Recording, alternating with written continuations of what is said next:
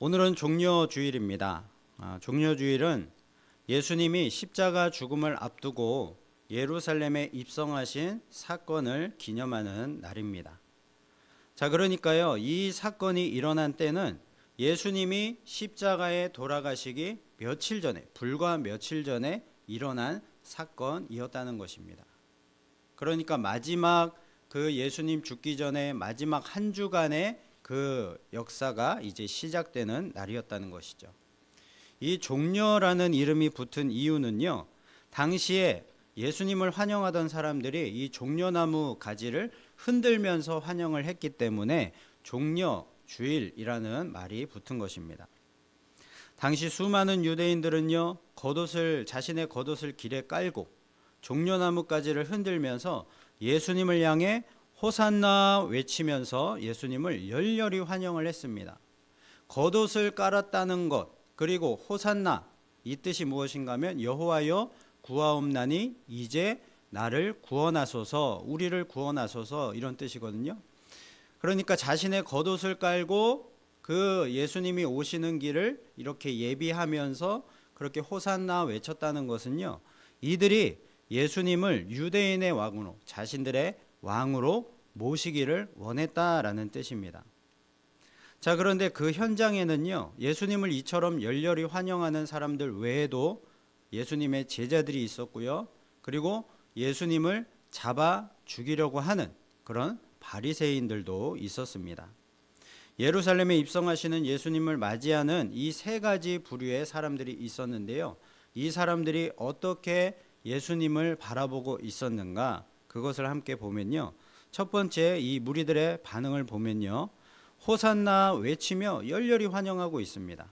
자, 그런데 이 사람들은요, 예수님을 성경에 기록된 그런 온 인류를 구원할 그런 메시아로서 환영한 것이 아니라 당시에 이스라엘을 지배하고 있던 그 로마를 무너뜨릴 수 있는 그런 정치적인 왕, 정치적인 메시아, 그리고 자신들의 현실에 그런 어떤 먹는 문제, 그런 어떤 경제적인 문제들을 해결해 줄 그런 강력한 왕으로서 그렇게 기대를 했던 것입니다. 그리고 오늘 본문을 보면요, 이 무리가 예수님을 그렇게 열렬히 환영했던 것은요, 이 이전에 며칠 전에 예수님께서 이 나사로를 죽음에서 살리신 사건이 있었는데요, 심지어 나사로가 죽은 지 나흘이 지나서 시체가 썩어가는 그 중에도 예수님은 그 나사로를 살려내셨습니다. 그래서 그 사건을 보고서, 그 표적을 보고서 사람들이요, 이 예수님의 능력이라면 이스라엘을 로마로부터 구원하고 또한 우리의 먹는 문제, 이런 경제적인 문제들을 다 해결해 주실 수 있을 것이다 라고 기대를 했던 것입니다.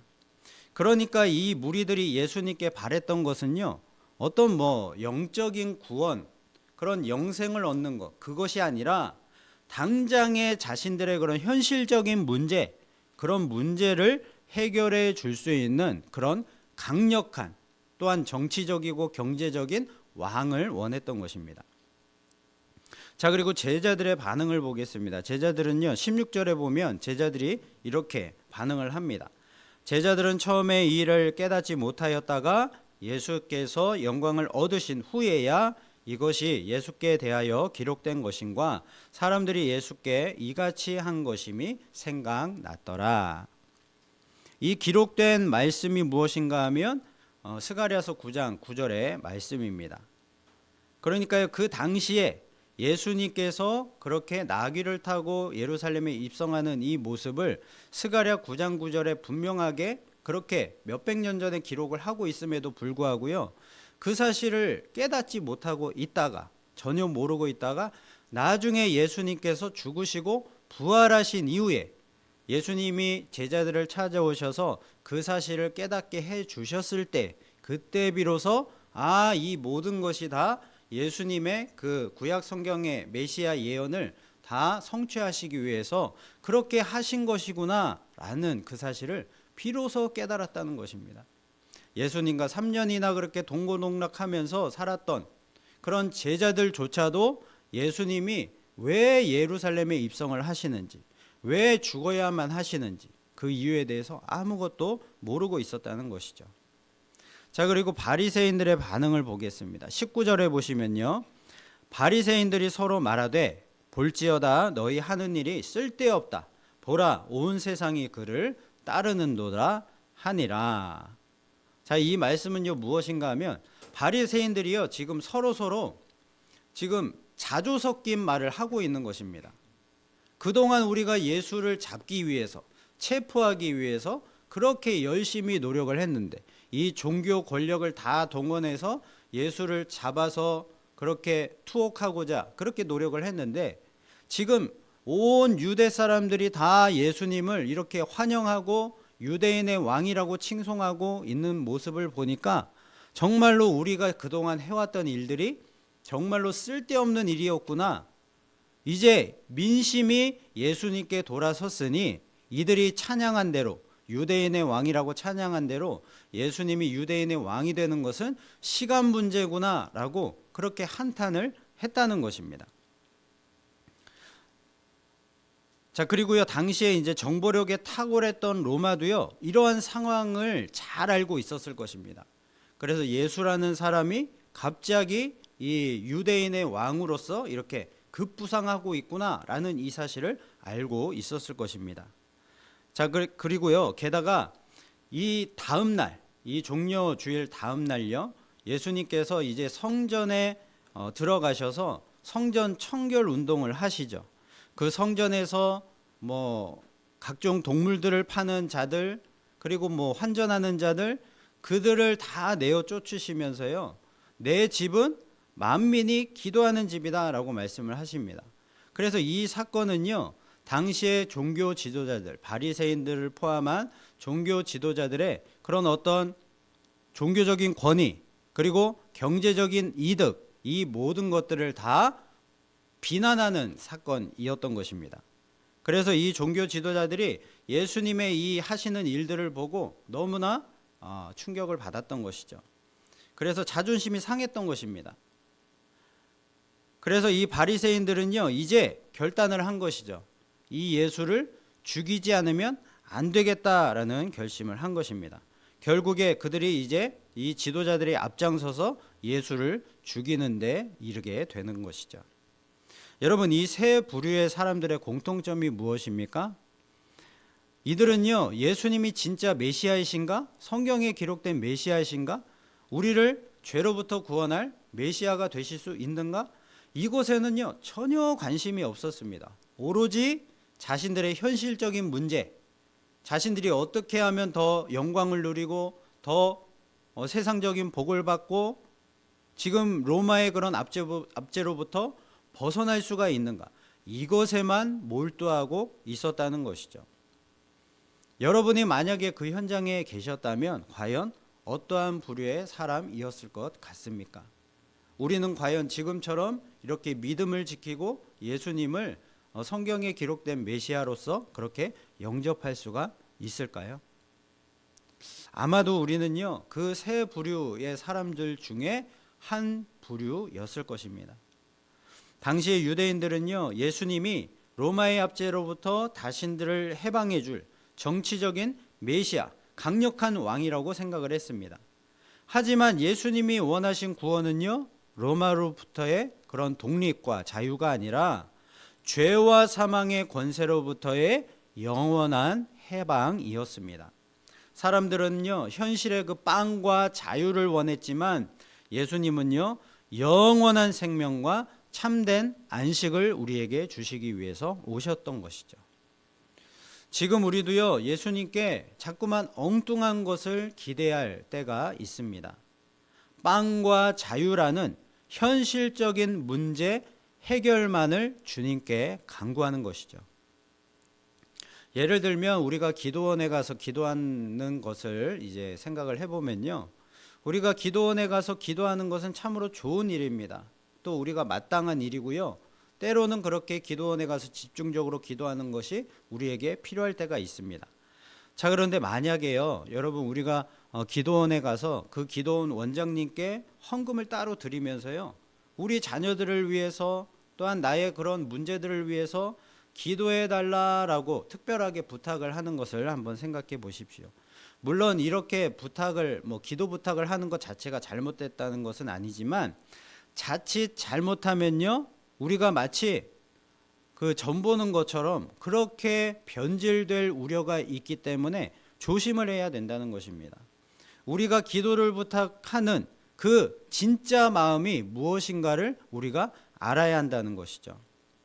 기도원 원장님의 그 기도를 받아야 우리 자녀가 잘 될 것이다 라고 그렇게 생각을 한다던가, 아니면 그 기도원 원장님의 기도를 통해서 자녀들의 미래가 어떠한지를 내다보고 그 미래를 그 힘으로 바꿀 수 있다라고 그런 생각을 조금이라도 하게 된다면요, 그것은요 믿음이 아니라 점 보는 것과 다를 바 없다는 것이죠.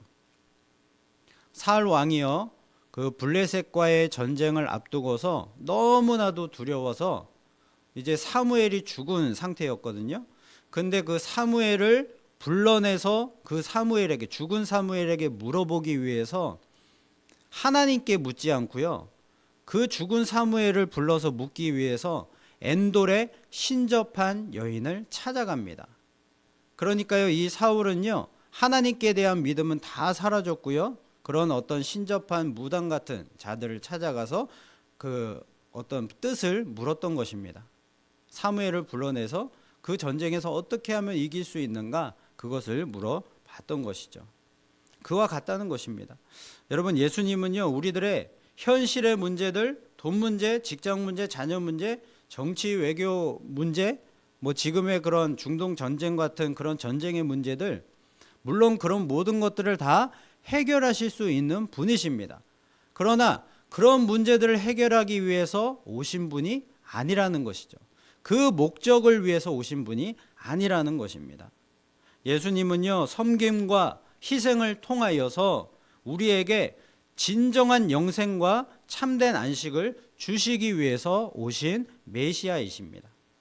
우리 예수님의 그 위대한 희생을요 우리가 잘못 생각하고 자꾸만 우리의 현실의 문제에 집착하여서 그 희생을, 그 십자가를 우리가 초라한 것으로 만들어서는 안 되겠습니다. 자, 그러므로 예수님께 예루살렘 입성은요 영광의 길인 것처럼 보이지만, 세상의 영광을 얻는 길인 것처럼 보이지만 사실은 우리를 구원하기 위한 죽음의 길, 희생의 길이었던 것입니다. 한 알의 밀이 땅에 떨어져 죽지 아니하면 한 알 그대로 있고 죽으면 많은 열매를 맺는다라고 했습니다. 그러므로 우리는요 예수님의 예루살렘 입성하신 그 사건에서 예수님이 죽으신 그 십자가를 볼 수 있어야 하는 것입니다. 여러분, 우리는 과연 어떤 왕을 원하고 있습니까? 과연 내 소원만을 들어주는 그런 힘 있는 강력한 왕입니까? 당장의 내 현실의 문제를 해결해 줄 수 있는 정치, 경제적으로 강력한 왕, 모든 것을 다 그렇게 해결해 줄 수 있는 그런 왕을 원하고 있습니까? 아니면 진정한 내 삶의 주인이 되어 주셔서 나에게 영원한 안식과 진정한 평화를 주시는 진짜 왕을 원하고 계십니까? 예수님께서 나귀를 타고 예루살렘에 들어가실 때 사람들은 종려나무가지를 흔들며 호산나, 나를 지금 구원하소서라고 외쳤습니다. 사람들은요 예수님이 로마의 압제에서 해방해줄 정치적 왕이 되기를 기대했습니다. 자, 하지만 예수님은요 그들의 기대처럼 강력한 그런 어떤 왕권과 전쟁을 상징하는 군마가 아닌 겸손과 섬김과 연약함을 상징하는 그런 어린 나귀를 타셨습니다. 자, 이것은 예수님이 정복자로 오신 것이 아니라 바로 겸손과 섬김의 왕으로 오셨음을 보여주는 사건이죠. 예수님은요 칼과 창으로 세상을 정복하러 오신 전쟁의 왕이 아니고요, 자기 목숨을 내어주어서 하나님과 우리 사이를 화목하게 하시는 평화의 왕으로 오셨음을 온몸으로 그렇게 보여주신 것입니다. 예수님이 겸손과 섬김의 왕이라는 것은 이 세상의 진짜 왕은 백성을 오히려 겸손히 섬기는 왕이 될 것임을 보여주는 것이죠. 자, 그리고 예수님이 나귀를 타신 이유는요, 예언을 성취하시기 위함이었습니다. 스가랴 9장 9절 말씀 우리 함께 읽어보도록 하겠습니다. 시작. 시온에 따라 크게 기뻐할지어다. 예루살렘에 따라 즐거이 부를지어다. 보라, 내 왕이 내게 임하시나니 그는 공의로우시며 구원을 베푸시며 겸손하여서 나귀를 타시나니 나귀의 작은 것 곧 나귀 새끼니라. 아멘. 자, 예수님이 분명히 이 땅에 왕으로서 오실 것인데 그는 공의로우시며 구원을 베푸시며 겸손하시기 때문에 어린 나귀를 타신다라고 말씀하고 있습니다. 이것이 몇백 년 전의 예언이었습니다. 그런데 이 예언을 그대로 예수님께서 성취하시기 위해서 일부러 어린 나귀를 타신 것입니다. 말씀 그대로 이루시기 위함이었던 것이죠. 자, 이 사실을 통해서 예수님은요, 하나님이 보내신 자이고요. 그리고 오직 예수님은 하나님의 뜻을 이루시기 위해서 이 땅에 오셨다라는 사실을 우리가 알 수 있는 것입니다. 예수님의 예루살렘 입성은요, 예수님이 과연 누구신가? 그 사실을 이 세상에 공포한 사건입니다. 첫째는 예수님이 유대인의 왕으로 오셨는데 그런 어떤 세상의 강력한 정치적인 왕이 아니라 겸손과 섬김의 왕으로 오셨다는 것이고요. 그리고 둘째는 유월절 어린 양으로서 우리를 위해서 죽기 위해서 오셨다는 사실입니다. 당시의 유대인들은요, 유월절을 지키기 위해서 예루살렘에 모였는데요, 미리 모였습니다. 한 일주일 전부터 모였습니다. 그리고 율법에 따르면요, 이 유월절 닷새 전에, 유월절이 1월 14일이거든요. 그런데 유월절 닷새 전인 이 1월 10일에 각 가정은 제물로 바칠 흠없는 어린 양을 준비해야만 했습니다. 자, 그런데 예수님이 나귀를 타고 예루살렘에 입성하신 이 날이 바로 이 어린 양을, 흠없는 어린 양을 준비하는 날이었던 것입니다. 자, 그러니까요, 예수님은요, 의도적으로 이 날에 예루살렘에 입성을 하신 것입니다. 예수님이 어떤 존재인가를 보여주신 것이죠.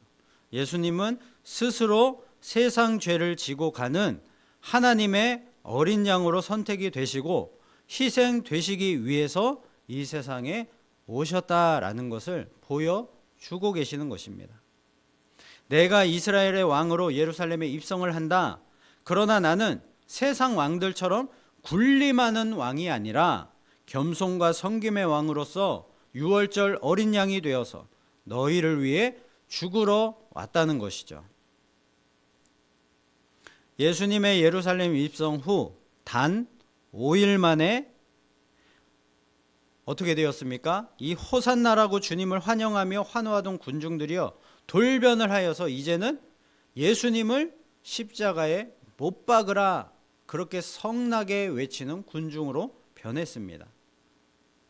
주일에 입성을 하시고요, 그 주 금요일 오전 9시에 십자가에 예수님께서 못 박히셨으니까요, 단 5일 만에 이 예수님을 왕으로 환영하던 이 무리들이요, 돌변해서 예수님을 죽여라 라고 그렇게 외쳤던 그런 군중으로, 성난 군중으로 변한 것입니다.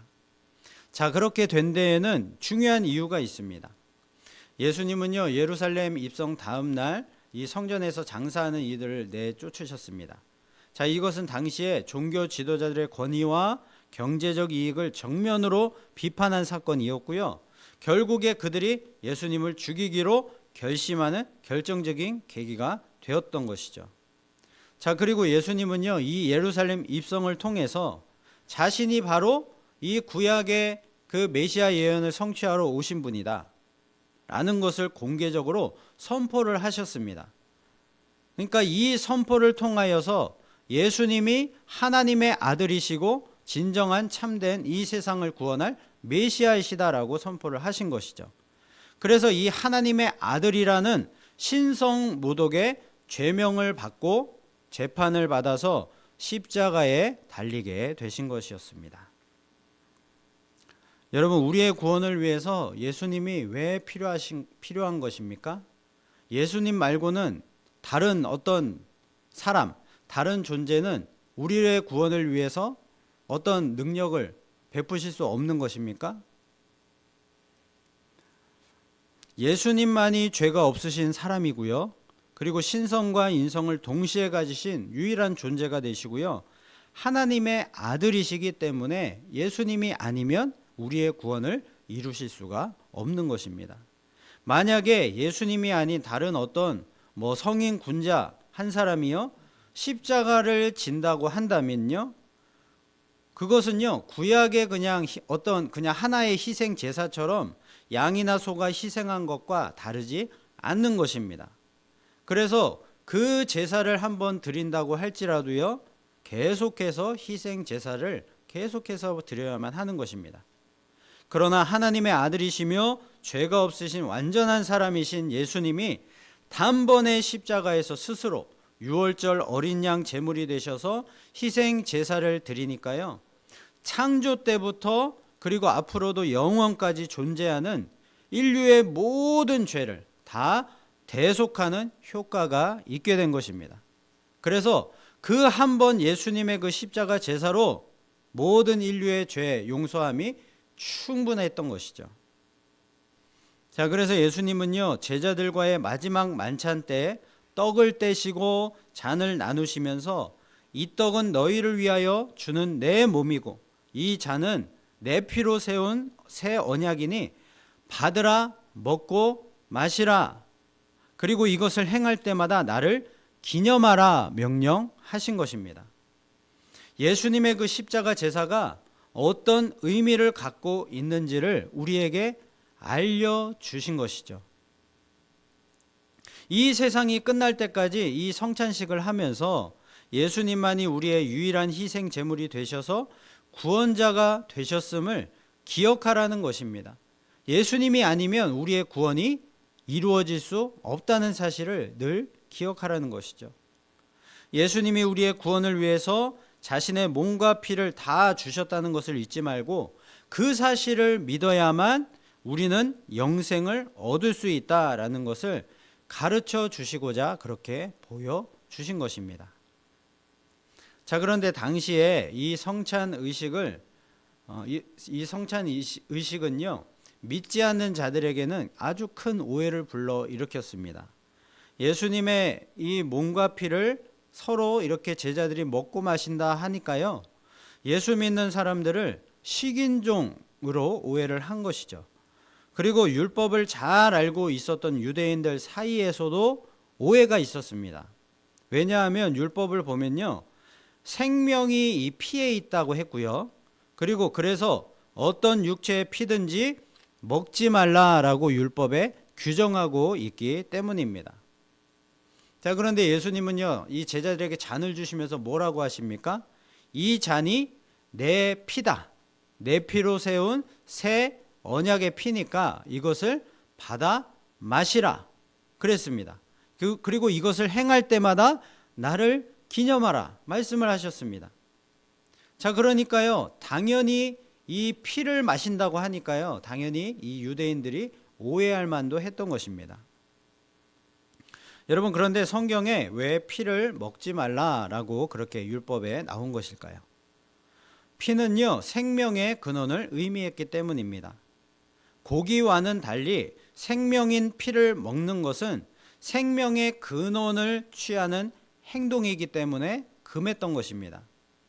생명의 주인은 오직 하나님이신데 피를 먹는다는 것은 그 생명의 주인이신 하나님의 영역을 침탈하는 행위였기 때문에 피를 먹는 것이 금지되었던 것이죠. 자, 그래서 예수님이 십자가에서 피를 흘리셨다는 것은요 매우 특별한 의미를 가지는 것입니다. 주님의 생명인 그 피를 그 십자가 제단 위에서 우리를 위해서 흘려주신 것입니다. 주님의 그 보혈을 우리를 위해서, 우리를 구원하시기 위해서 다 쏟으셨다라는 것이죠. 주님의 피에 있는 그 생명을 우리에게 주시기 위해서 그 피를 다 흘려 주신 것입니다. 구약의 레위기 17장 11절을 보면요, 제사를 드릴 때, 구약의 제사를 드릴 때 이 피를 어떻게 사용했는지 알 수가 있습니다. 자, 레위기 17장 11절 말씀 함께 읽어보도록 하겠습니다. 시작. 육체의 생명은 피에 있음이라. 내가 이 피를 너희에게 주어 제단에 뿌려 너희의 생명을 위하여 속죄하게 하였나니 생명이 피에 있으므로 피가 죄를 속하느니라. 아멘. 자, 구약 제사 드릴 때 어떻게 했다고 합니까? 피를 제단에 뿌렸다라고 합니다. 자, 그래서 이 피를 제단에 뿌림으로 이 생명을 위하여 속죄하게 하였다라고 합니다.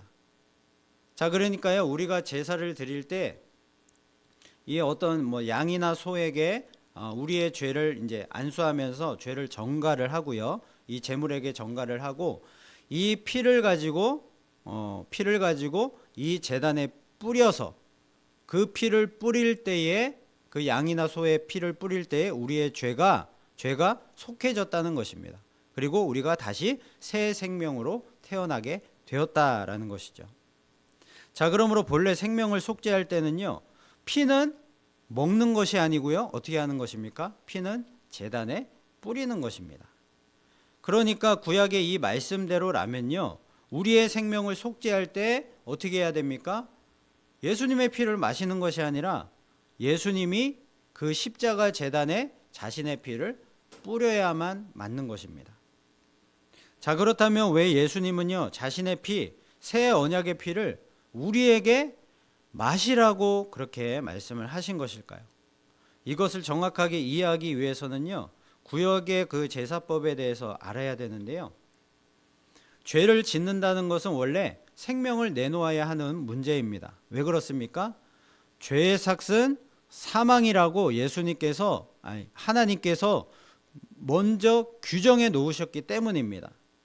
하나님은요, 죄를 결코 용납할 수 없는 거룩한 분이시기 때문에 범죄한 인간은요, 그 죄에 대한 대가로 반드시 자신의 목숨으로 그렇게 속죄를 해야 되는 것입니다. 다시 말하면 하나님은 사람이 죄를 지었기 때문에 그들에게서 그 죄로 인해서 생명을 대신 빼앗아 가시는 것입니다. 창세기에 보면 에덴 동산에서 쫓겨난 사람들에게 생명나무로 가는 길이 금지됩니다. 자, 이것은 일종의 상징을 보여주는 것입니다. 생명나무가 금지되었다는 것은요, 그들의 생명이 금지되었다는 뜻이고요, 사람은 죄를 지음으로써 생명을 빼앗기게 되었다는 것, 그것이 바로 생명나무가 금지되었다는 사실이 우리에게 가르쳐주는 교훈인 것입니다. 자, 그러므로 성경은요, 우리가 생명을 잃어버렸기 때문에 이 잃어버린 생명을 다시 되찾기 위해서는 이 생명에 해당하는 피를 나를 대신하여서 누군가 대신 흘려야만 한다라는 것을 가르쳐 주고 있는 것입니다. 그래서 이것이 바로 생명을 속하는 것, 대속의 그런 제사인 것입니다. 예수 그리스도의 피는 바로 구약 제사에서 사람들을 대신하여 죽임을 당했던 그 모든 양들과 모든 소들과 모든 그런 제물들의 피의 성취였던 것입니다. 구약의 제사가 임시적으로 사람들의 죄를 속했지만 주님의 피는 단번에 영원히 우리의 죄를 다 속하는 것이죠. 주님의 피는요, 바로 이 제물의 피였던 것입니다. 자, 그렇다면 이 제물의 피는 속죄를 위해서 어디로 가져가야 하는 것입니까? 바로 성전 안에 있는 제단으로 가져가야 하는 것입니다. 그 제단에 피를 뿌려야 하기 때문인 것이죠. 주님의 피는 희생 제사의 피로서 성전에 뿌려져야만 하는데요, 지금은 성전이 있습니까? 지금은 성전이 없습니다. 지금은 성전이 파괴되었기도 하지만 지금은요, 성전이 필요 없는 시대가 되었기 때문입니다. 정확히 말하면 성전 건물이 필요 없어졌고요, 성전이 무엇이라고 얘기했습니까? 예수님은요, 우리의 몸, 예수님을 믿는 우리의 몸이 성전이다라고 말씀을 하셨습니다. 우리가 예수님을 믿을 때 성령이 우리 안에 오시는데요, 우리의 몸이 바로 성령이 거하시는 거룩한 전이라고 말씀을 하셨습니다. 자, 그래서 예수님께서 자신의 피를 받아 마시라고 말씀하신 것에는요, 우리가 성전이고 주님이 그 성전에 희생 제물로서 자신의 피를 뿌리고 계심이라는 그 의미가 담겨 있었던 것입니다. 즉 우리가 성전된 지금에서는요, 그리스도의 피, 곧 속죄의 피를 우리의 몸에다 뿌리는 것입니다. 그러므로 주님이 성찬식을 제정하실 때에 우리에게 두 가지 사실을 동시에 보여주고 계시는 것입니다. 주님은요, 한편으로는 자신이 진정한 희생 제물, 그 유월절 어린 양이 되심을 보여주시는 것이고요. 그리고 다른 한편으로는 우리가 이제 구약 성전을 대체하는 그런 새로운 성전이 되었음을 보여주고 있는 것입니다. 하나님은요, 예배당 건물에 계신 것이 아니라 자기 백성들 가운데 거하고 계십니다. 우리의 몸은 주님이 거하시는 거룩한 성전입니다. 그러므로 우리는 성찬을 통해서 주님의 그 몸과 피를 먹고 마실 때마다 이 사실을 기억하고 기념해야 한다는 것이죠. 그리고 더 나아가서는요, 주님이 거하시는 거룩한 성전답게 살아야 한다는 것입니다. 여러분, 어떻게 살아야 되겠습니까? 우리는요, 세상의 그런 어떤 복들, 그런 세상의 영광을 구하지 않고요, 하나님 나라와 그의 의를 구하고요, 그리고 그 하나님 나라와 의를 이루어가는 삶을 살아야 하는 것입니다. 현실의 문제들에 매몰되지 말고요, 주님의 자녀답게 거룩한 성전답게 하나님의 그 크신 뜻을 품고 살자는 것입니다. 이 세상의 진짜 왕이시며 하나님 나라를 통치하시는 왕이신 주님이 어떻게 통치를 하신다고 했습니까? 강력한 그 왕으로서 통치를 하십니까? 그게 아니라 겸손과 섬김의 방법으로 이 세상을 통치하신다 그랬습니다. 우리도 그 주님을 본받아서 이 세상을요, 겸손과 섬김으로 정복하고 다스려 가야 한다는 것이죠. 하나님은요, 인간 왕 중에 다윗을 모델로 삼으셨습니다. 그렇다면 우리는요, 다윗을 모델로 삼아서 그와 같은 삶을 살아야 할 것입니다.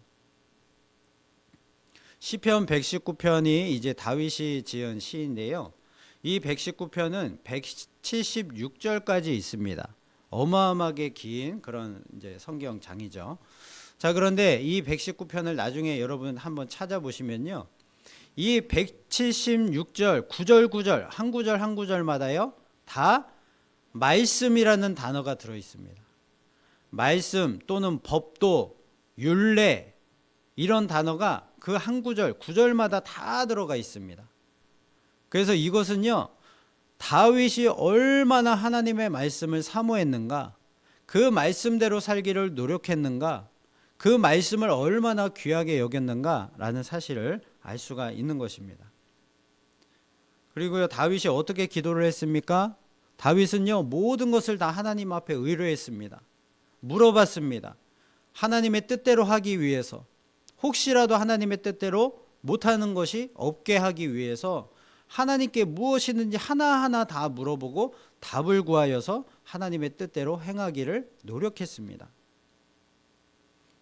다윗은요, 그리고 정말로 하나님을 사랑하는 사람이었습니다.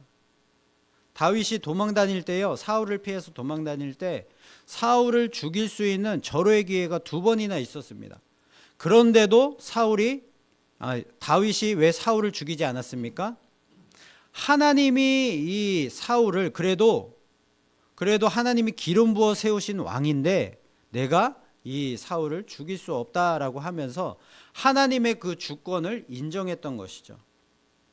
하나님 사랑을 자신의 생명보다도 더 중요하게 생각했기 때문에 이 다윗은요, 자신을 죽이려고 하는 그 원수까지도 그렇게 끝까지 사랑할 수가 있었던 것입니다. 여러분, 오늘 종려주일 말씀이 우리에게 깨닫게 해주시는 핵심은요, 정말로 이 무리들이요, 호산나라고 찬양했던 이 무리들이 고작 5일 만에 그 찬송이 변하여서 십자가에 못 박으라는 비난으로 바뀌었다라는 사실입니다. 여러분, 우리의 이 믿음과 열정도요, 그렇게 변할 수가 있다는 것이죠. 수시로 변할 수가 있다는 것입니다. 그래서 그 사실을 인정하고요, 항상 주님의 은혜를 구하면서 조심하자는 것입니다. 그러면 어떻게 조심할 수가 있는가? 우리 주님은요, 오늘 그 조심하는 방법을 우리에게 알려주셨습니다.